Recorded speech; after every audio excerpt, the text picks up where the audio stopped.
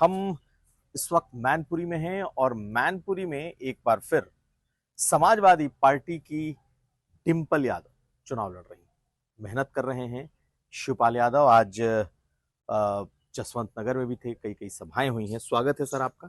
धन्यवाद। हम तो आपके क्षेत्र में मौजूद हैं, तो आपके क्षेत्र का क्या है हाल? क्या सचमुच जो जो हम लोगों ने नेताजी के बाद एक सहानुभूति देखी थी वही स्थिति बनी है, या मेहनत ज्यादा करनी पड़ रही? देखिए, अभी चुनाव चल रहा है और हम लोग चुनाव प्रचार और मेहनत कर ही रहे हैं और 1 महीने से लगातार मैं चुनाव प्रचार में हूँ।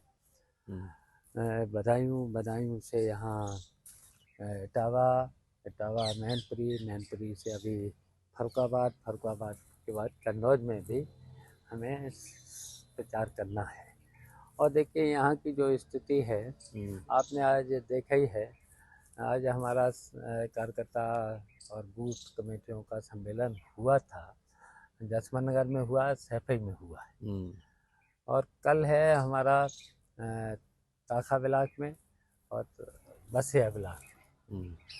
तो ये हमारे जो बूथ प्रभारी हैं और ये हैं, डट करके बूथ पर मेहनत करेंगे और ये चुनाव मैनपुरी लोकसभा का चुनाव पहले से भी ज़्यादा मार्जिन से आपकी बात जीतेंगे। तो टफ नहीं है इस बार आपके लिए? नहीं, कोई टफ नहीं। देख लेना, जब रिजल्ट आए तब देख लेना। पहले से नहीं, इसलिए कह रहा हूँ क्योंकि इस बार जो कैंडिडेट है वो तो जयवीर सिंह को उतारा है। भारी भरकम कैंडिडेट हैं, हर तरीके से मजबूत आदमी है। तो इस बार लगता नहीं है कि टफ हो जाएगा? आप देख लेना, टफ नहीं होगा, सरल है और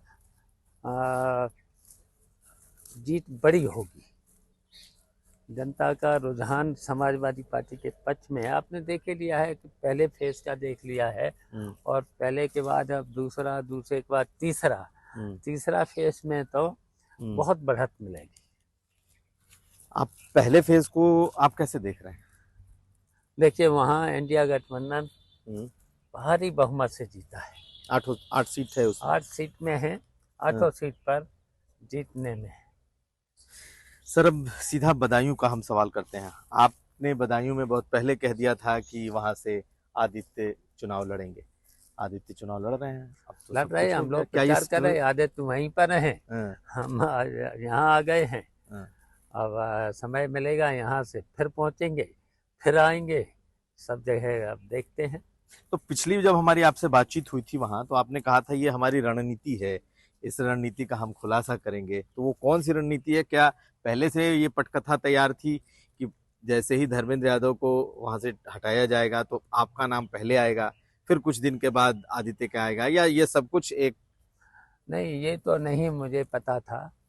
ये तो हमारी पार्टी ने, राष्ट्रीय नेतृत्व ने फैसला लिया है। तो फैसला लेने के बाद सीधा देखिए हम लोग पहुंचे हैं वहाँ और पहुंचने के बाद वहाँ के युवाओं ने शुरुआत करी, फिर वहाँ के सभी कार्यकर्ताओं ने शुरुआत करी, भाई आदित्य को लड़ाइए। तो आदित्य आ गए मैदान में। तो अखिलेश जी तो नाराज हुए कि उन्होंने आपको टिकट दिया, आपने अपने बेटे को आगे कर दिया। नहीं, नाराज नहीं हुए हैं। उनके फैसला तो फिर उन्होंने ने बदला है। आपका दबाव इतना रहा होगा कि मैं नहीं लड़ूंगा, कोई दबाव नहीं, मैं नहीं लड़ूंगा, मेरा कोई दबाव नहीं, मेरा कोई दबाव नहीं। जहाँ से मुझे अगर वहाँ से निर्देश मिल जाता, अगर मुझे बदायूं की जगह हमें कन्नौज मिल जाता या आजमगढ़ होता, तो जहाँ राष्ट्रीय नेतृत्व का निर्णय होता तो वही मैं काम। लेकिन तो कहा तो ये जा रहा था कि चाचा का इतना दबाव बन गया कि अखिलेश जी झेल नहीं पाए और उन्होंने जो कहा वो कर दिया। ये तो झूठ बोलते हैं लोग। मेरा कोई दबाव नहीं था, मैंने तो टिकट भी नहीं मांगा था। मैंने टिकट नहीं मांगा था और मैं जब जो फैसला हुआ तो मुझे तो और अच्छा लगा। लेकिन सर, बीजेपी ने ये कहा कि शिवपाल जी को लगता था कि शिवपाल जी के लिए ये चुनाव जो है वो कहीं उल्टा ना पड़ जाए, इसलिए उन्होंने खुद को पीछे कर लिया। नहीं, ये देखिए, जो समझ रहे हैं आप भी समझ रहे होंगे। देखिए, ये राष्ट्रीय नेतृत्व ने फैसला अच्छा लिया कैसे? आप भी देख लेना, जब 2027 का चुनाव आएगा तब परिणाम देख लेना। तो ये माना जाए कि ये जितनी भी कवायद हुई है ये सब 27 को ध्यान में रखते हुए की गई है। वो भी है। देखिए अभी तो हटाएंगे इंडिया पूरा गठबंधन, पूरी देश से भारतीय जनता पार्टी को हटाएंगे। फिर उत्तर प्रदेश में भी मुझे समाजवादी पार्टी की सरकार बनानी है। सर, जब मैं बदायूं में था तो कई लोगों ने ये कहा कि अगर चाचा शिवपाल जी लड़ते हैं तो ये उनके लिए आसान सीट होगी, लेकिन अगर आदित्य लड़ रहे हैं, उनके बेटे लड़ रहे हैं, तो बहुत मेहनत करनी पड़ेगी समाजवादी पार्टी को। तो मेहनत पूरी हो चुकी है। मैं आपको बता रहा हूँ कि मेहनत हो चुकी है और जाना पड़ेगा तो फिर जाऊंगा। लेकिन मैं आपको बता रहा हूँ जब रिजल्ट आएगा तब देख लेना, चौंकाने वाला समाजवादी पार्टी के पक्ष में होगा, आदित्य के पक्ष में होगा, सब देखते रह जाएंगे। लेकिन इस बार और इसलिए कि हमें सभी वर्गों का वोट मिल रहा है, सभी वर्गों का वोट मिल रहा है। तो सभी वर्गों की बात इस बार सपा कर रही है। इस बार MY कम दिखाई दे रहा है या नहीं के बराबर दिखाई दे रहा है, जो आपका मूल समीकरण हुआ करता था। और इस बार देखा जाए, नहीं, वो तो मिलेगा ही, वो तो मिलेगा ही। हमें 90-95% से लेकर जाएगा 99% तक MY मुस्लिम और यादव। हाँ, वो तो जाएगा ही। उसके अलावा पिछड़ा, अति पिछड़ा और उसके साथ साथ सवर्ण और सभी वर्ग का वोट मिलेगा। और इतना मार्जिन से जीतेंगे, इतने मार्जिन लोग चकित रह जाएंगे। तो इस बार चाचा का ये नया दांव है, ये नया है, आखिर इतना मार्जिन की जो बात कह रहे हैं। नहीं, देखिए आपने पहले मैनपुरी का देख लिया था, देखा था। हाँ, लेकिन और फिर आपने घोसी का देख लिया। हाँ, फिर आपकी बार मैनपुरी का भी देख लेना, बदायूं का भी देख लेना।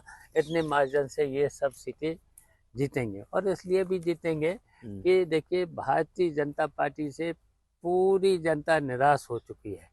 भारतीय जनता पार्टी ने केवल देश की जनता को और प्रदेश की जनता को भ्रमित किया है। अब इनकी पोल खुल गई है। क्या क्या बयान देते हैं, ऐसे बयान देखिए जो सत्ता में प्रमुख सीट पर हो। अब प्रधानमंत्री के बयान ने जो दिया, ऐसा बयान दे रहे हैं तो बौखलाए हुए हैं, हताश हैं, तभी तो ऐसे बयान दे रहे हैं। देखिए, तो आपको लगता है कि ये बयान हताशा में है और बीजेपी हार रही है, इसलिए ये बयान दे रहे हैं, या अपने वोट बैंक को? देखिए हताश हैं, निराश हैं और अब बौखलाते जा रहे हैं। ये कब, जब निराशा पैदा होती है। लेकिन इस बार एक जो बहुत बड़ा सवाल उठ रहा है वो ये कि समाजवादी पार्टी ने जो टिकट डिस्ट्रीब्यूशन किया है उसमें 5 अगर यादव उतारे हैं तो सिर्फ अपने परिवार को दिया है, परिवार के बाहर कोई टिकट आपने नहीं दिया है। आखिर क्या ये आप लोगों की नई रणनीति है? देखिए, हमारा परिवार ही समाजवादी पार्टी है।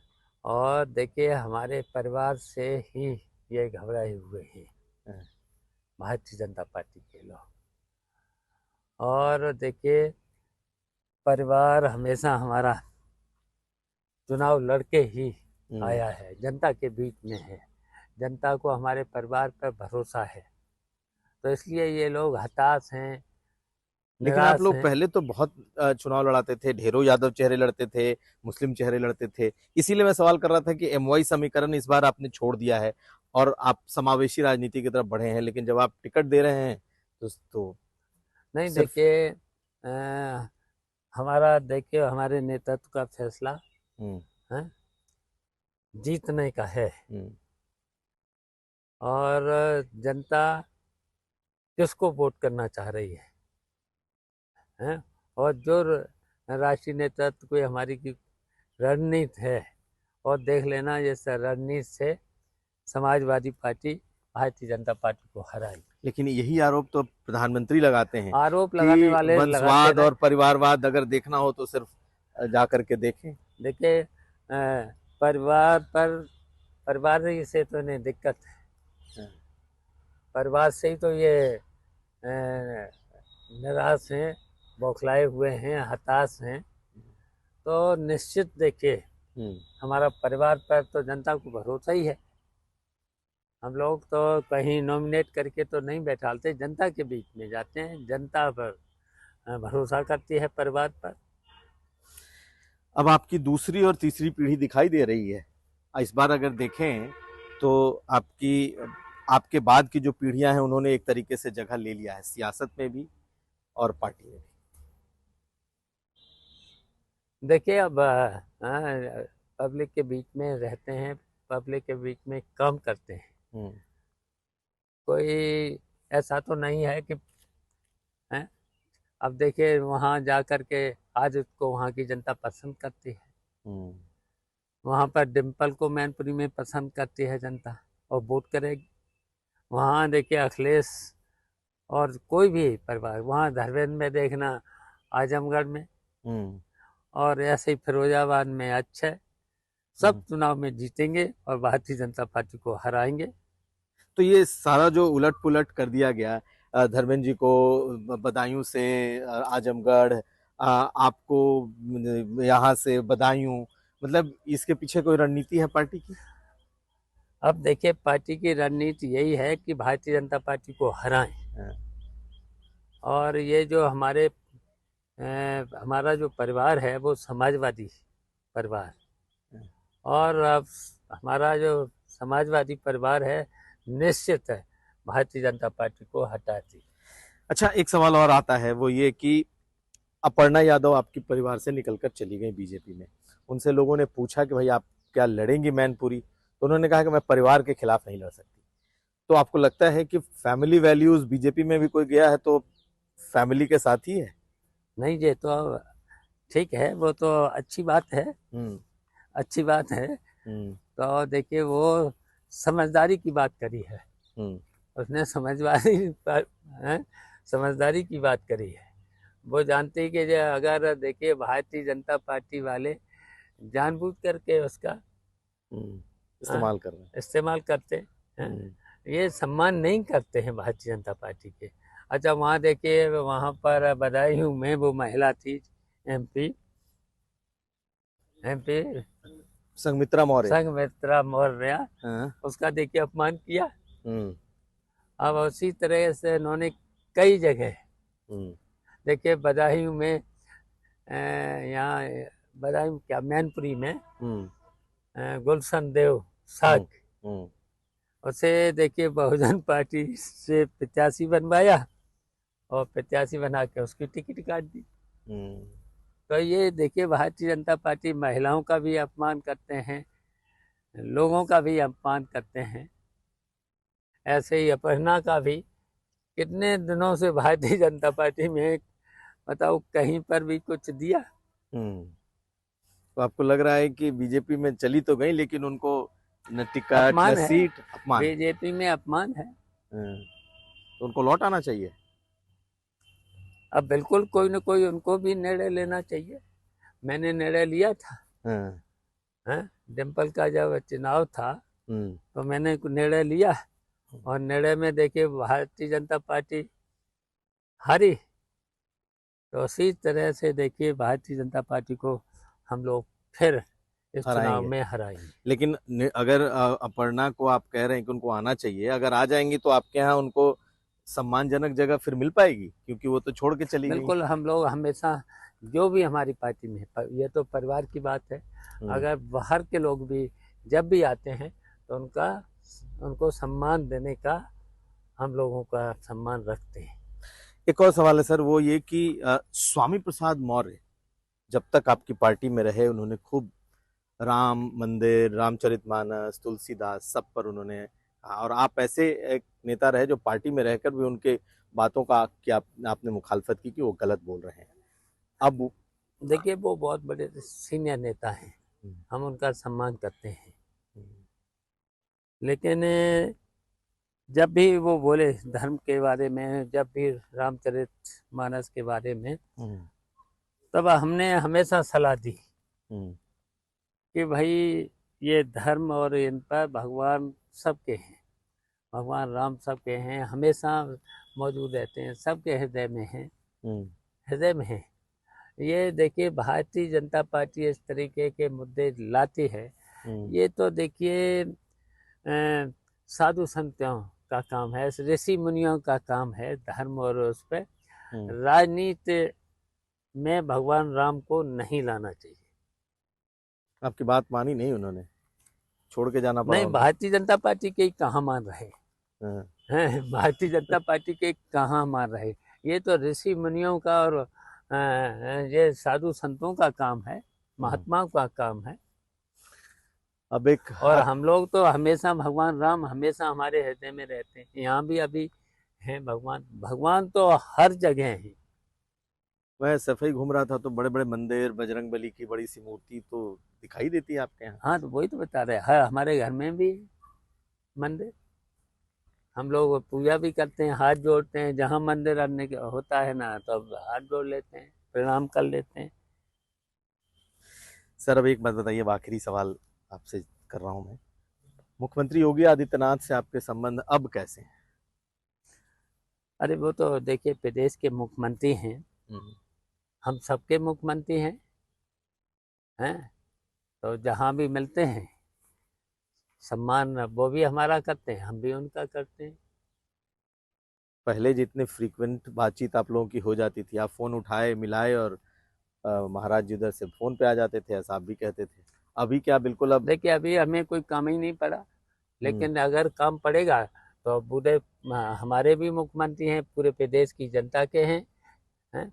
मुख्यमंत्री तो सबका होता है, शपथ लेने के बाद भारतीय जनता पार्टी का जो नहीं होता पद, ये पूरे प्रदेश की जनता का होता है, और सबकी बात सुनना चाहिए और सबको न्याय देना चाहिए।